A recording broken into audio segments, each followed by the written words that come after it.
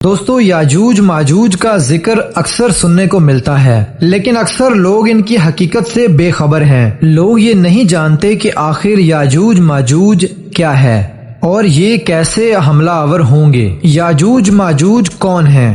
یاجوج ماجوج ایک قوم ہے جن کا ذکر الہامی کتابوں میں بھی ملتا ہے کہ اس قوم کو حضرت ذوالقرنین علیہ السلام نے دیوار تعمیر کر کے اس دنیا کے دوسری جانب قید کر دیا تھا، لیکن قیامت سے پہلے یاجوج ماجوج اس دیوار سے نکلنے میں کامیاب ہو جائیں گے اور یہ قوم جہاں سے گزرے گی وہاں پر انسانی بستیوں کو تباہ و برباد کرتی ہوئی جائے گی۔ پھر یہ قوم حملہ کرتے کرتے ایک جھیل تک پہنچے گی جس کا ذکر کتابوں میں موجود ہے۔ یہ قوم اس جھیل کے پانی کو پی جائے گی، یہاں تک کہ ان کے پیچھے آنے والے یاجوج ماجوج کے گروہ کو ایک قطرہ پانی کا بھی نہیں ملے گا، اور ایسا محسوس ہوگا جیسے یہاں پر کبھی کوئی جھیل تھی ہی نہیں۔ اس جھیل کا نام تبریہ ہے اور یہ بحیرہ تبریہ کے پاس موجود ہے۔ تبریہ نامی یہ جھیل اسرائیل کے شہر تبریہ میں واقع ہے اور یہ اسرائیل میں سب سے بڑی میٹھے پانی کی جھیل ہے،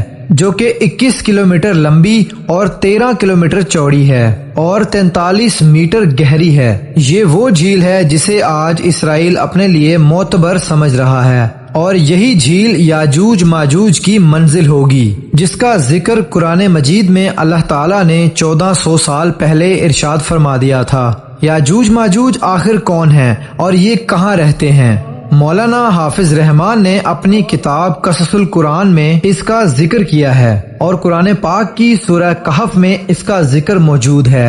ارشاد باری تعالیٰ ہے، یہاں تک کہ جب وہ پہاڑوں کے درمیان پہنچے تو انہیں ان پہاڑوں سے پہلے کچھ لوگ ملے جن کے بارے میں ایسا لگتا تھا کہ وہ کوئی بات نہیں سمجھتے۔ مفسرین نے لکھا ہے کہ حضرت ذوالقرنین سفر کرتے کرتے وہاں جا پہنچے جو آرمینیا اور آذربائیجان کے نزدیک واقع ہے۔ وہاں دو پہاڑوں کے درمیان سے ایک قوم نکلی تھی جو کھیتوں کو تباہ کر دیتی اور مویشیوں کو بے دردی سے قتل کر دیتی اور لوگوں کو اپنا غلام بنا کر لے جاتی تھی۔ تو وہاں کے لوگوں نے حضرت ذوالقرنین علیہ السلام سے درخواست کی کہ ہم آپ کو کچھ رقم جمع کر کے دے دیتے ہیں اور آپ ہمارے اور ان کے درمیان کوئی رکاوٹ کھڑی کر دیں، اور یہ قوم یاجوج ماجوج کی قوم تھی۔ قرآن پاک میں اللہ تعالیٰ کا ارشاد ہے، اور انہوں نے کہا، اے ذوالقرنین، یاجوج اور ماجوج اس زمین میں فساد پھیلانے والے لوگ ہیں، تو کیا ہم آپ کو کچھ مال کی پیشکش کر سکتے ہیں جس کے بدلے آپ ہمارے اور ان کے درمیان کوئی دیوار بنا دیں؟ اس پر حضرت ذوالقرنین نے جواب دیا کہ اللہ نے مجھے جو اقتدار دیا ہے بے شک وہی میرے لیے کافی ہے، لہٰذا تم لوگ میری مدد کرو اور میں تمہارے اور یاجوج ماجوج کے درمیان ایک دیوار بنا دوں گا۔ پھر حضرت ذوالقرنین نے لوہے کے بڑے بڑے ٹکڑے دونوں پہاڑوں کے درمیان کھڑے کیے اور لوگوں سے کہا کہ ان کو جلاؤ۔ جب وہ لال ہو گئے تو ان پر پگھلا ہوا تانبا ڈالا گیا تاکہ لوہے کے یہ ٹکڑے آپس میں مضبوطی کے ساتھ جڑ جائیں اور چکناہٹ کی وجہ سے کوئی ان کے اوپر چڑھ نہ سکے۔ لہٰذا یہ دیوار ایسی بن گئی کہ یاجوج ماجوج نہ اس پر چڑھنے کی طاقت رکھتے تھے اور نہ ہی اس میں کوئی سوراخ بنا سکتے تھے۔ کہا جاتا ہے کہ اس دیوار کی لمبائی 50 میل، اونچائی 290 فٹ اور اس کی چوڑائی 10 فٹ ہے۔ محققین کے مطابق قرآن مجید کی گواہی سے ثابت ہوتا ہے کہ حضرت ذوالقرنین نے پہاڑوں کے درمیان سفر کیا، اور اس پہاڑی سلسلے میں ایک جگہ بہت ہی بلند ترین پہاڑ ہیں جن کے درمیان وہ واحد راستہ ہے جہاں سے آیا جایا جا سکتا ہے، لیکن یہ راستہ پوری طرح سے برف سے ڈھکا ہوا ہے جس کے اندر لوہا اور دھات موجود ہے۔ تاریخ کے مطابق یاجوج ماجوج حضرت نوح علیہ السلام کے ایک بیٹے یافز کی اولاد میں سے ہیں جو خانہ بدوش اور وحشی قبائل پر مشتمل تھے۔ ان کی تعداد بہت تیزی کے ساتھ بڑھی اور یہ حضرت ذوالقرنین کے زمانے تک مختلف قبائل، قوموں اور آبادیوں میں پھیل چکے تھے۔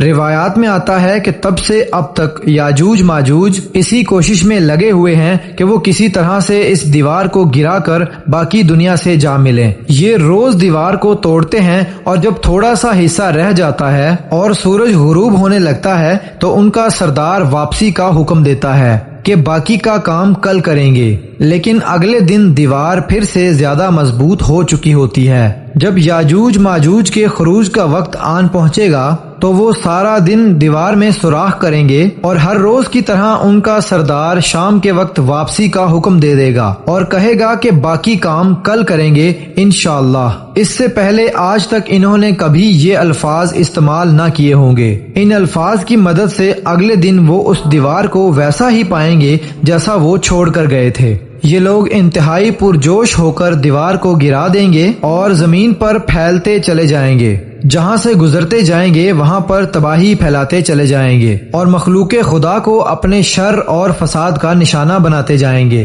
ان کا پہلا گروپ جب بھاگتا ہوا جھیل تبریہ سے گزرے گا تو صحیح مسلم کے مطابق وہ سارا کا سارا پانی پی جائیں گے، اور جب ان کا آخری گروہ یہاں پر پہنچے گا تو کہے گا کہ کیا کبھی یہاں پر پانی ہوا کرتا تھا؟ تبریہ اسرائیل میں تازہ پانی کی سب سے بڑی جھیل ہے۔ اس کا ذکر تورات اور انجیل میں بھی آیا ہوا ہے۔ حضرت عیسیٰ علیہ السلام نے اپنی زندگی کا ایک بڑا حصہ اسی جھیل کے کنارے گزارا اور یہیں سے قتل و غارت کرتے ہوئے یاجوج ماجوج بیت المقدس پہنچیں گے اور یہ اعلان کریں گے کہ زمین پر اب ہمارا قبضہ ہو چکا ہے اور اب ہم آسمانوں پر بھی قبضہ کریں گے اور آسمان کی طرف تیر پھینکیں گے جو کہ خون آلود واپس آئیں گے اور کوئی بھی ان کا مقابلہ نہ کر پائے گا۔ اور حضرت عیسیٰ علیہ السلام اللہ کے حکم سے مسلمانوں کو اپنے ساتھ لے کر کوہ طور پر پناہ لیں گے اور عام لوگ محفوظ مقامات پر اپنے آپ کو بند کر کے اپنی جانیں بچائیں گے۔